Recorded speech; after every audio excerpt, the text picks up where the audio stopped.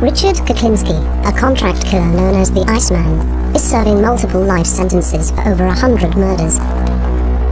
He freely admits to the brutal, cold-blooded killings. But one question remains unanswered. Why? Did you think of yourself as an assassin? Assassin? Sounds so exotic. I was just a murderer.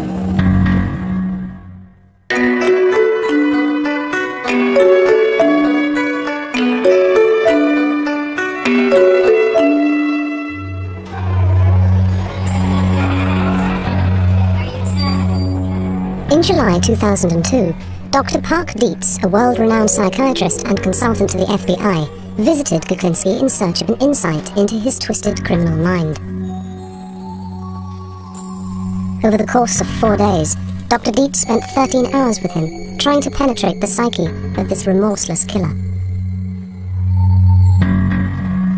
If I understand you correctly, you're positive you killed more than 50 people. And Definitely. you think you probably killed more than 100 people. Definitely. Sure of that one. Definitely. But not sure it's more than 200. I wouldn't say definitely that. Maybe yes, maybe no. I would say less than 200 people. Well, you tell me. It's not less than 200 people. You killed more than 200 people. Sure. Yep. I killed, basically, 100 people when I was a young man. Before I even knew anybody. Too much. One part of my life, I killed people for nothing. Just for somebody to look at me wrong, I would kill them.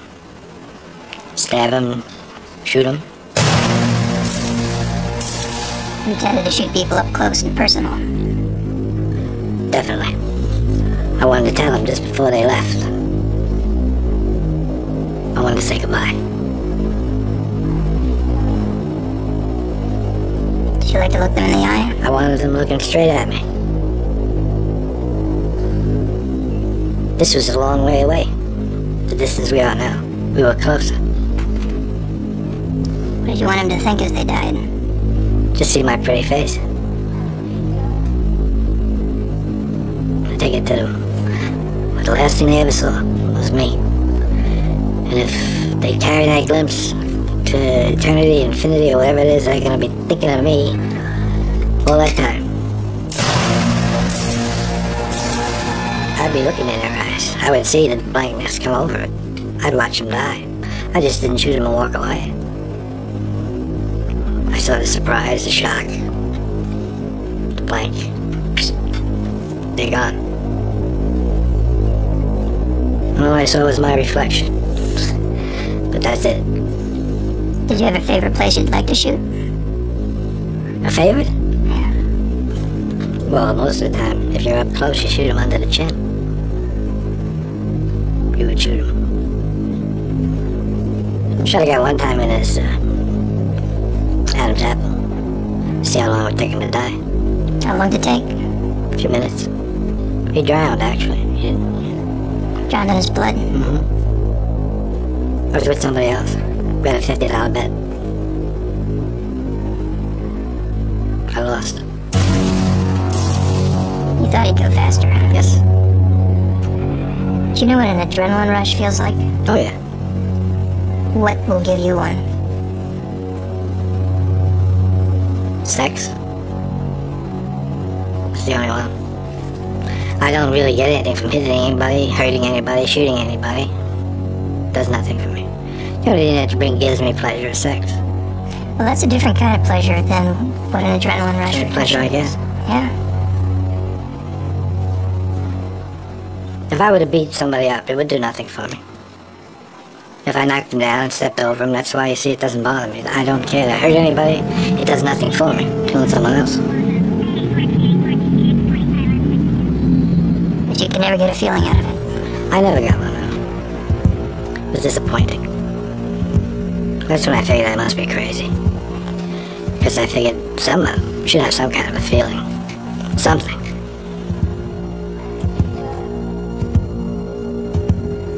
Dr. Dietz discovered that by the age of 10, Richard Kuklinski was already showing signs of pathological behavior.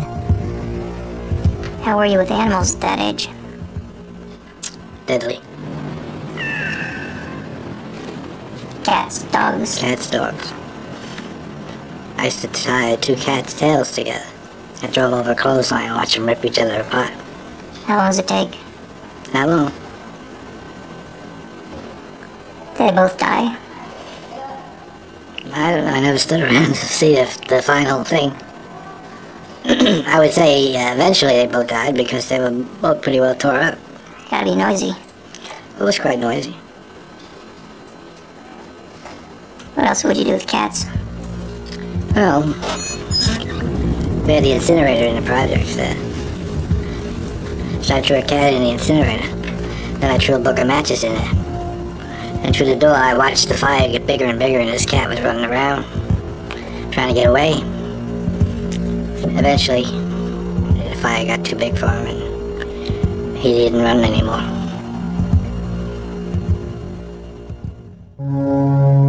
Kuklinski's childhood was characterized by brutality and violence inflicted upon him by his father, Stanley. What's the worst beating you ever took from your old man? I don't think there's much difference in any of them. They were all pretty bad. He left his mark on me, pretty much. And he did most of that before you were, what, 11? Yes, I was young. And was that worse when he was drinking? With Stanley, it didn't really matter whether he was drinking or he wasn't drinking. He was a nasty son of a bitch, and he always will be until the day he died. And even when he died, he was a nasty son of a gun. Did you go to his funeral? No, I didn't. Was there one? Yes. I didn't like him in life. Why would I want to go see him in death? I was glad he was dead. How about your mom? How was she? Over the years, I got to dislike my mother a great deal. But now that I have more time to think about it, she was just a victim of her own life. As a kid, how did you see her? Hateful. Disliked her a great deal. She didn't believe in sparing her either. I mean, she used to hit me with a broomstick if I did something wrong. Where would she hit you? Wherever it hit.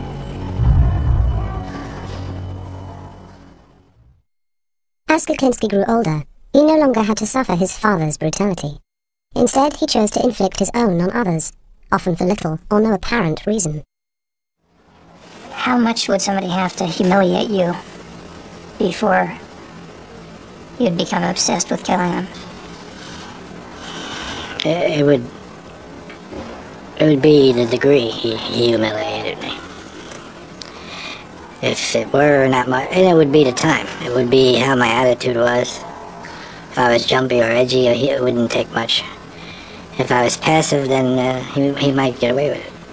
But no one really knew. I took a guy down one time just following him around. He was with a few people. Now, as they went to the bar, this person decided he couldn't wait to get inside to urinate. He never did. Everybody else went in. He stayed outside to urinate. He urinated. He went comfortably anyway. He had an empty bladder. But I actually strangled him. From behind, I assume. Definitely. I actually did it in a way that's maybe this is original. And maybe not, I don't know. But I put the rope around his neck, twisted it, and threw him over my shoulder. And held him there. So actually, I was the tree hanging him. Yeah. And he eventually just stopped kicking. And I let it loose at one end. He slid down to the ground. I put him over by the garbage and left. Had you brought a length of rope with you? No, actually, this guy, these people had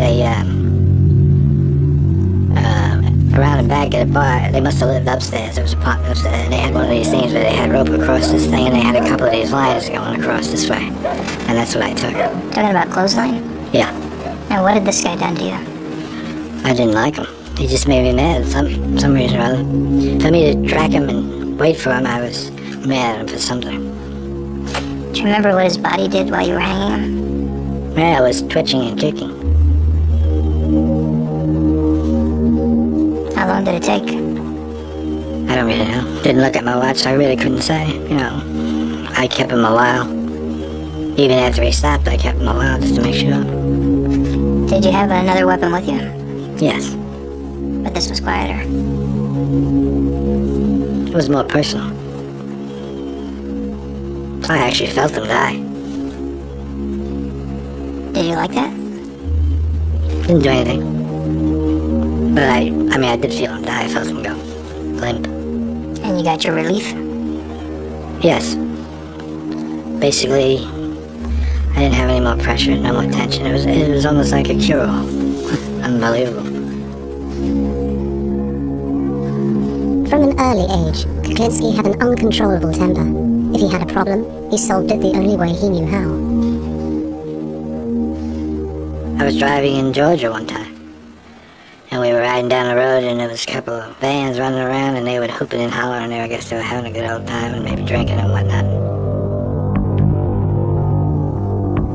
They decided, I guess it was interesting to play with a guy from New Jersey, and they started to click-clack and with their vans and push me here and push me there off the road, and they were running in and out. And what their problem was, I really don't know. Never did know. But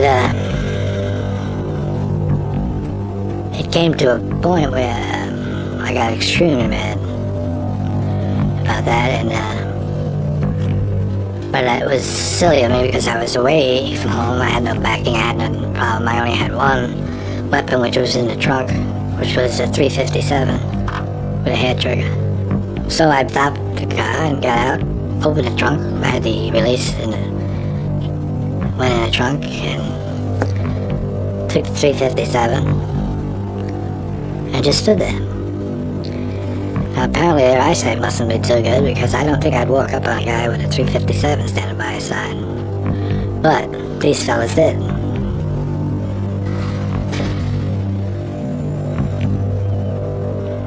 Foolish mistake. They all died.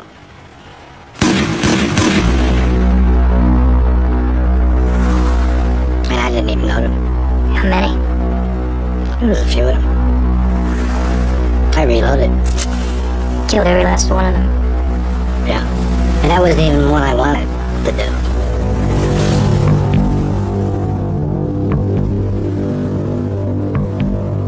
Do you think that what they did was a capital offense? What they did? You mean playing with me? Yeah, they could have killed me. Well, they ran me off the road and I died. Bad behavior, no argument. Reckless endangerment. Reckless driving, host of bad things. Is it a capital offense they committed against you? Apparently. I did kill him. So to me it must have been. Because when I had come to that point, and that point, that is the last point they come to, I don't back off once I go forward. Once I go forward, and I take a gun, I do not back off. I didn't know how many they had. I didn't know what they had. They could have had guns. They could have had anything. They wanted to play with me. I didn't want to play. So, we didn't play no more. And I would have taken whatever came. You almost made me mad. I know. What made you mad about that? I don't know, but you almost did. Can you figure out what it is? No. Try to look at it. Look at what made you mad there. I don't know. I think it must have been something you said. Yeah. Obviously, but I don't know what it was. Could it be that I was challenging you and it sounded judgmental? Could be. Yeah, it could be. Because you got me annoyed with you now. Yeah. That's the truth. How mad are you? Not bad. Pretty. I feel a little flushed. So that means that I've reached the point in my life that I'm a little annoyed. What would you like to do? Doesn't matter. I don't think it's gotten to the point that I'm actually gonna do anything stupid. Just curious to myself why it happened. I don't know why it happened. I'm actually almost glad it did happen because you had a chance to see something, but I don't know why it happened. Did you feel I was criticizing you? Yes, Is that what did it? I think so. Because Maybe that's the part that did it. who used to criticize you the most? Of course, my father. Yeah. Kuklinski's efficient, remorseless killings came to the attention of the mafia, and in his 20s, he graduated from the random, impulsive murders of his youth to a new career as a contract killer. He recalls his first murder for hire. He gave me a picture of him and a description of what he does and what he generally does and where he goes, places he goes. And so I went to the area where they said he might be, and I saw somebody who looked like him, similar to him. He had a knack for smoking. They told me he smoked big cigars, Churchill cigars or something. So I pulled up alongside of him. At the time I was riding a motorcycle. And I just said, Cuban? Are they Cuban? Looks like a good cigar. And he wasn't a happy camper, because he said, fuck you. And when he said, fuck you, he looked my way and I got a clear shot of his face. It was a picture I had of the man they wanted, and I said, nah, don't fuck me, fuck you. And I just took this weapon out and blew his head off. Just disintegrated his, like you see a pumpkin get hit with a shotgun or something, they just spread out. And that's what happened, and light turned green about the time I shot him, and I left. Does it give you any response in your guts to see a man's head explode? It surprised me a lot. A response in my gut. What kind of response do you want? I don't know. I don't have any response. Most people, when they see horrible things, if they see somebody badly injured, certainly see something that awful, have a visceral reaction. They feel nauseated. They may want to vomit. It makes them very uncomfortable all over real fast. Did you get anything? No, it's a good thing I didn't have to vomit, because then I would have had real problems on that motorcycle. But I didn't have that problem. I didn't have any sickness, dizziness, or upset stomach or anything like that. It helped you adapt and cope not to care. Definitely. Not to care is much better. Because it's a weakness to care. That's right, it is.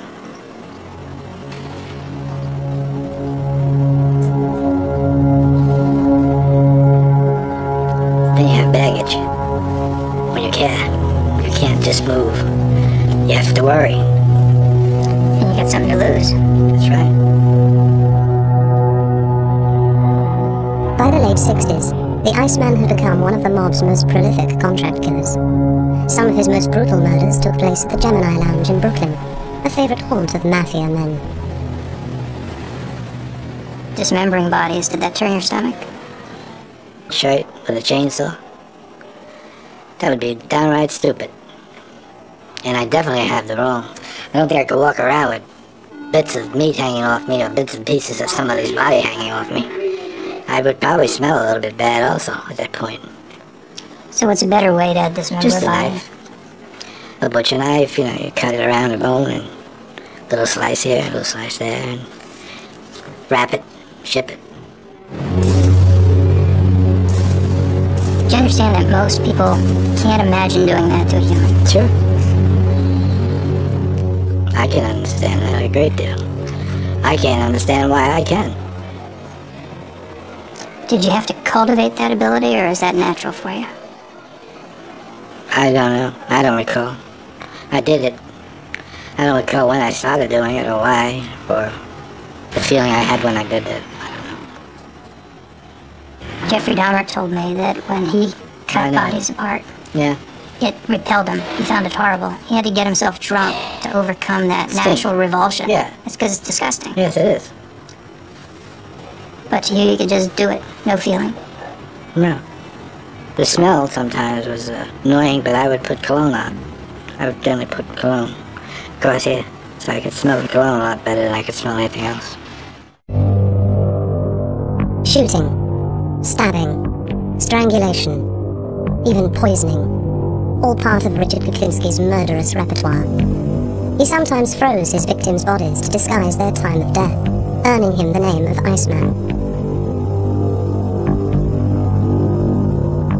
In his sessions with psychiatrist Dr. Dietz, he revealed that some of his clients wanted his victims to suffer before they died. Of course, Kuklinski obliged, creating the kind of death nightmares are made of, often capturing the torture on film. I used to have a thing where I would take somebody into a cabin or cave, whatever you want to call it, and I would tie them up or tape them, their hands and their feet together, and then I would leave them there, and I'd leave a camera on, and rats used to eat them. Rats used to kill these people.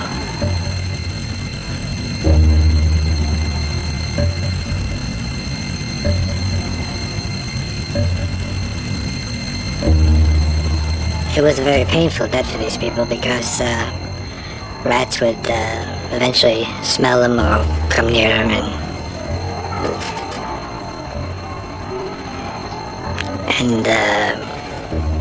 start nibbling away at them. The people would definitely scream and yell and holler and try to get away.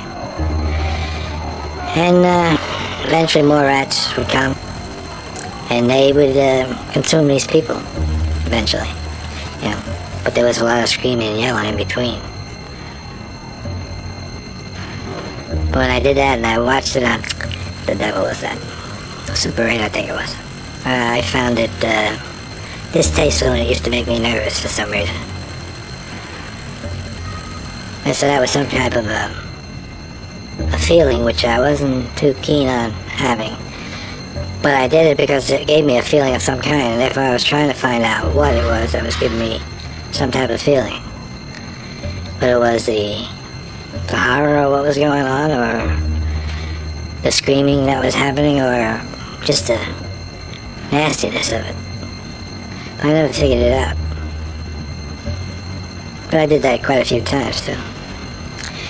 Maybe too many times. And watched it? Yes.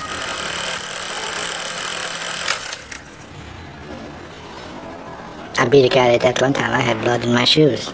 His blood in my shoes. It just goes on that way. I had to throw all my clothes away.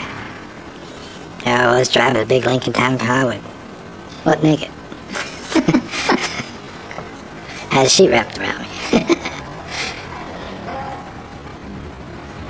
We're having too much fun. You know that? You realize that? I'm coming across like a nice guy. Nobody's gonna believe this.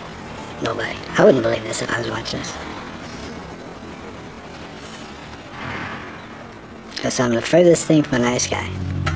I am what you call the person's nightmare.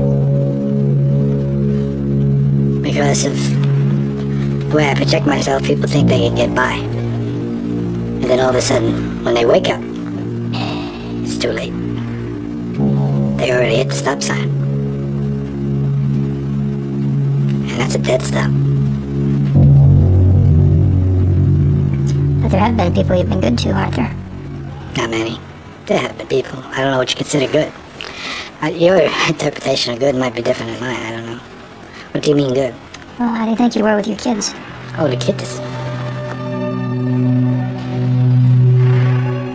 Now you're talking completely different.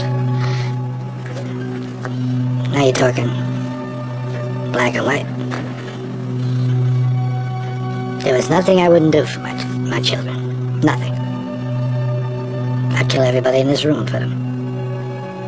That's just to show you a point. Not that I would or want to, I'm just saying I would. If it meant I had to for them, I would do it without even thinking twice. It might upset me, it might hurt me, but I would do it. Does that answer your question? To a point, then you're not sure. Right. Who else were you good with? Good with? There aren't many people I was good with. It was only my family. I was good to my family. And even those people I hurt. How? Just by being there. I was a nasty son of a gun. I am a nasty son of a gun. What would happen at home? You name it. Violence, I think they call it domestic violence. Yes, I've called it all. There's nothing I haven't done and nothing she hasn't put up with. I'm not proud of it. It's the way it is. I could say I'm sorry, what good would it do? I couldn't have been too sorry, I did it again. But yet I was sorry. I couldn't control it. It's one of those things. Couldn't control it. I found something I couldn't control. Almost a hate-love relationship. So I really loved the girl. But when I got mad, I forgot all that. And wound up hurting the person I loved. So, where did I really love her? I still hurt her. I got to trust her more than I trusted anybody in my whole life. She's the only person I ever really trusted. Only once did the Iceman put his faith and his fate in the hands of another.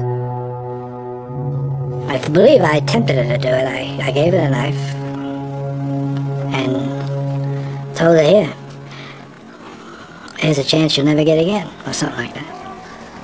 And I turned around. Now she had a chance. She didn't do anything. She dropped it on the floor and walked away. And I left the house. There was a stabbing between your parents, wasn't there? Yes, there was. What room was that in? I don't remember. What happened? I don't remember. I don't know. Stanley stabbed. I don't know. Why, I don't recall. I don't remember what it was all about, but I remember it did happen, yeah. Stabbed her in the back. Man. Yeah. And here you are inviting Barbara to do that to you.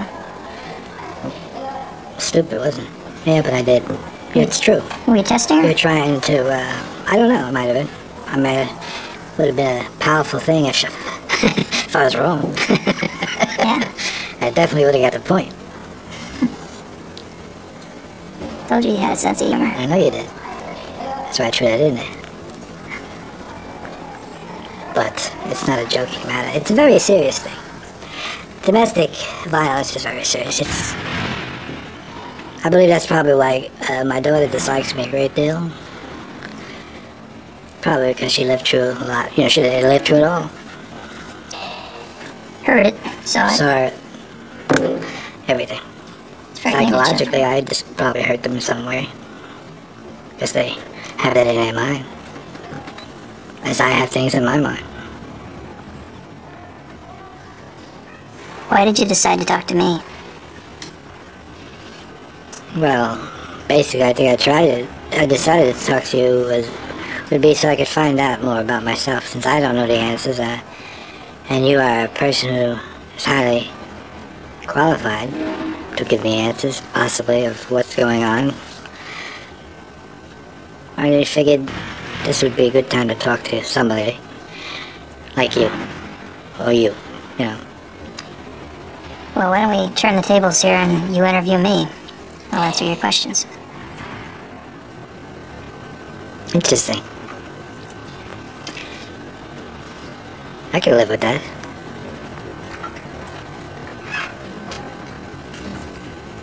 Just so happens I might have a question for you.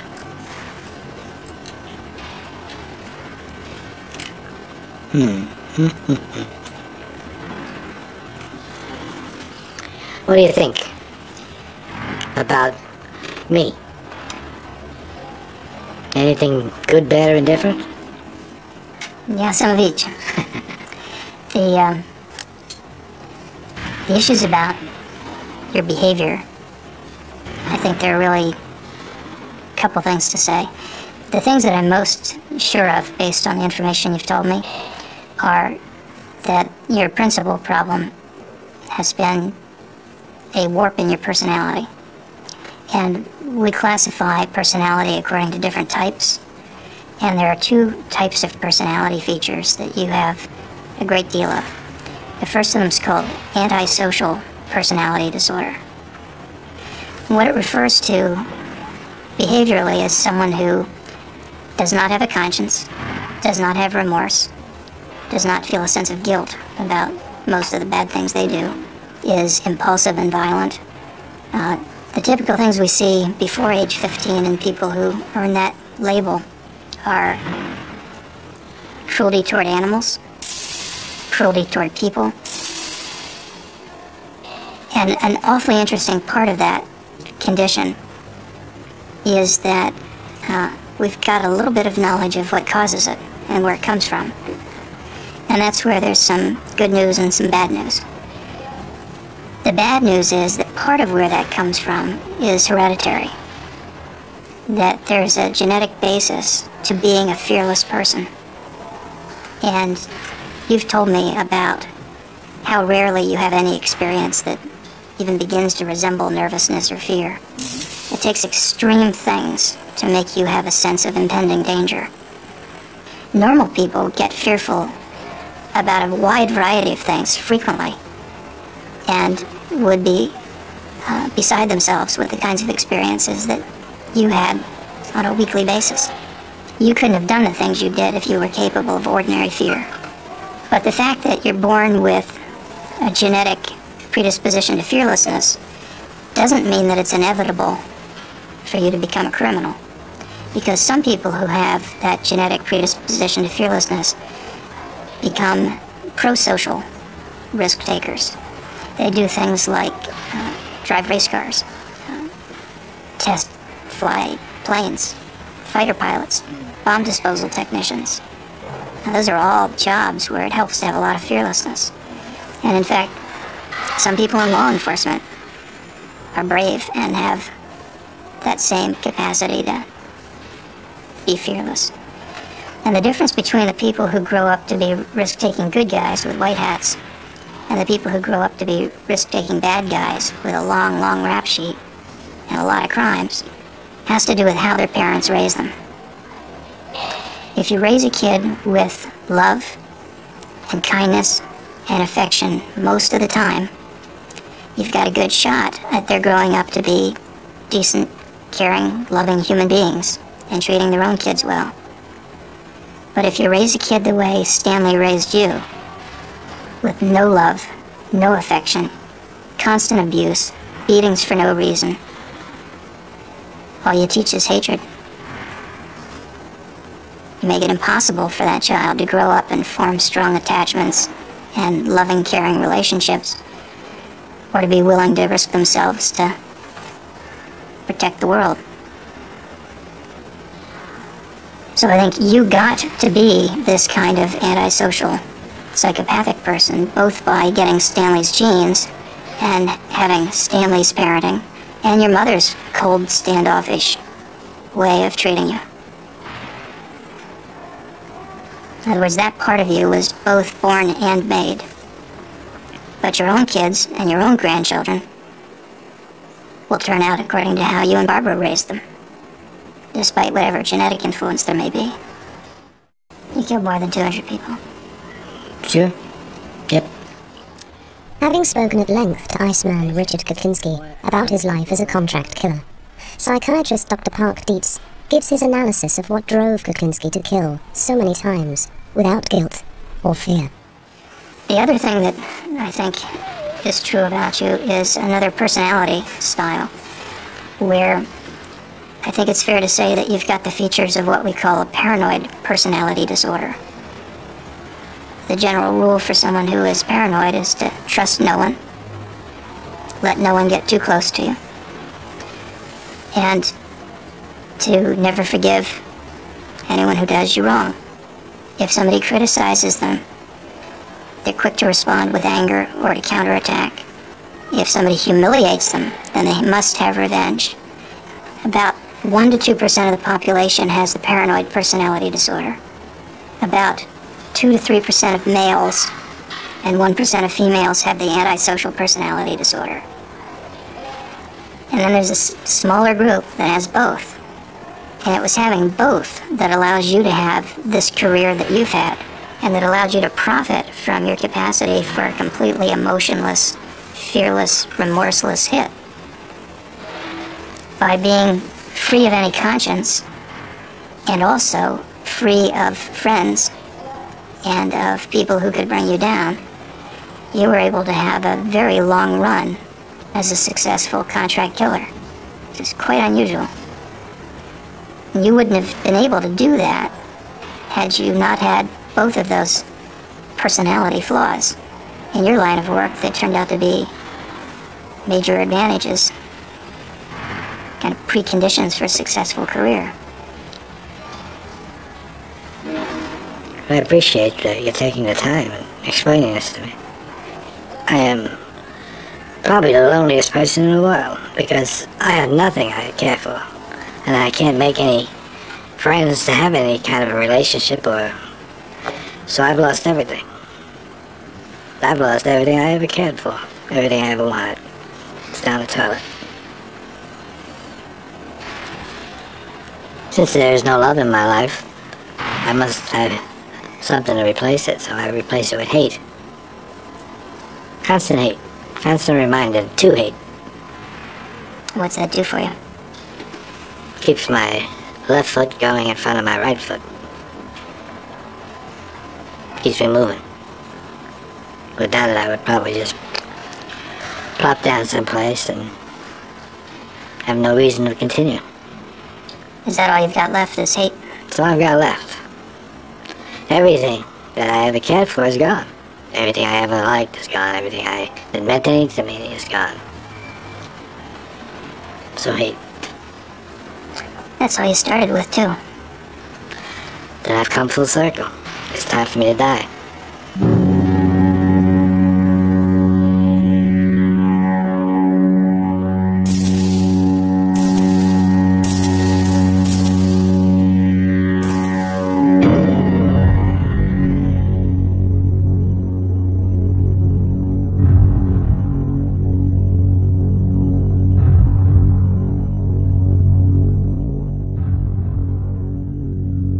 Now, in 5 times you can pick up the phone and try to win some cash in the Great Big British Quiz.